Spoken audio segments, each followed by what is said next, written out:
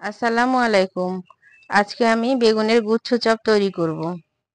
অনেকে এটাকে বেগুনের ফুলঝুরিও বলতে পারেন। আমি এখানে লম্বা লম্বা দুটো বেগুন নিয়ে নিয়েছি। এই বেগুনগুলোকে আমি বটি দিয়ে চিকন চিকন করে কেটে নেব। আপনারা চাইলে চাকু দিয়েও কাটতে পারেন। যে যার যেটা সুবিধা সে সেরকম ভাবে কাটতে পারে, কোনো সমস্যা হবে না।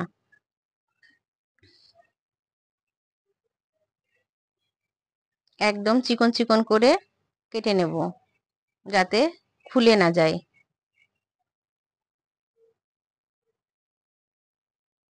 এটা দেখতেও অনেক সুন্দর, খেতেও খুব ক্রিস্পি হয় এবং সুস্বাদু হয়। বিকেলের নাস্তা হিসেবে একদম খুবই মজাদার একটি রান্না। আমার রেসিপি যদি আপনাদের ভালো লেগে থাকে তবে লাইক কমেন্ট শেয়ার করবেন। আর নতুন নতুন রেসিপি দেখার জন্য আমার চ্যানেলটিকে সাবস্ক্রাইব করবেন। যারা ফেসবুক পেজে আছেন ফলো করবেন, বেশি বেশি শেয়ার করবেন। যারা ফেসবুক পেজ এবং ইউটিউব চ্যানেলে আছেন তাদেরকে অনেক অনেক ধন্যবাদ আমার সঙ্গে থাকার জন্য। আর অবশ্যই কমেন্টে জানাবেন কেমন হয়েছে। আমি খুব সহজভাবে দেখিয়ে দিচ্ছি ভিডিওটা, আপনারা ধৈর্য সহকারে না টেনে দেখবেন। এখানে আমি 2 টেবিল চামচ বেসন নিয়ে নিলাম। বেসনের মধ্যে আগে থেকে চালের গুঁড়া মিক্স করা ছিল, সেই জন্য আমি এখানে কর্নফ্লাওয়ার ব্যবহার করিনি।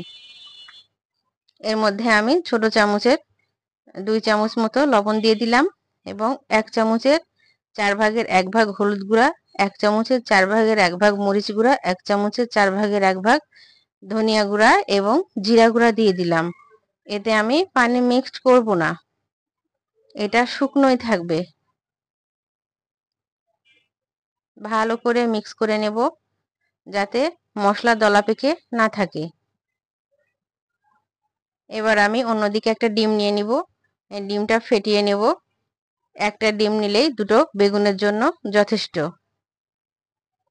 ডিমটা ভালো করে সামান্য একটু লবণ দিয়ে ফেটিয়ে নেব। আপনারা চাইলে পানির সাথে কর্নফ্লাওয়ারও মিক্সড করে এটা করতে পারেন, তবে ডিমটা দিলেই বেশি ভালো হবে। ডিমে চুবিয়ে নিলাম। এরপর যে বেসনটা মাখিয়ে রেখেছিলাম এর মধ্যে ভালো করে কোট করে নেব। আমি এটা 2 বার করে কোট করে নেব। এতে করে চপটা অনেক মুচমুচে হবে। আবারও কোট করে নেব। ভালো করে বেসন ছিটিয়ে ছিটিয়ে হাত দিয়ে চেপে চেপে কোট করে দেব, তাহলে আর খুলবে না, একদম বেগুনের সাথে আটকে থাকবে। দেখেন আমি কেমন করে করছি। এবং এক্সট্রাটুকু আমি একটু ঝেড়ে নেব, নিয়ে 5 মিনিট মতো রেস্টে রেখে দেব। এইভাবে আমি দুটো বেগুনই কোট করে নেব। 5 মিনিট রেখে দিলে এর সাথে একদম আটকে যাবে। অন্যদিকে আমি ফ্রাই প্যানে একটু বেশি করে তেল দিয়ে দিয়েছি। এটা একটু বেশি তেলেই ভাজতে হবে। তেলটা গরম হয়ে এসছে, আমি এখানে বেগুনগুলো দিয়ে দিলাম। দিয়ে উল্টে পাল্টে লো হিটে সময় নিয়ে ভাজতে হবে। লো হিটে ভাজলে চপটা মুচমুচে হবে, খেতেও স্বাদ হবে, একদম ক্রিস্পি হবে। বিকালের নাস্তা হিসেবে এর জুড়ি মেলা ভার। চায়ের সাথে এরকম একটা নাস্তা হলে আর কি চাই। খেতে তো অনেক টেস্টি, দেখতেও অনেক সুন্দর। মেহমান আসলে ঝটপট এটা তৈরি করেও দেওয়া যাবে। বারবার উল্টে পাল্টে আমি ভেজে নিলাম। কালারটা চেঞ্জ হয়ে এসছে, আমি এবার উঠিয়ে নেব। চুলার আঁচটা বেশি জোরে দেওয়া যাবে না, তাহলে পুড়ে যেতে পারে। দেখেন কত সুন্দর হয়েছে।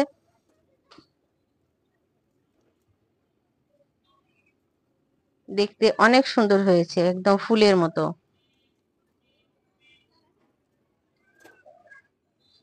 আমার এই চপগুলো ভাজা হয়ে গিয়েছে, আমি উঠিয়ে নিলাম।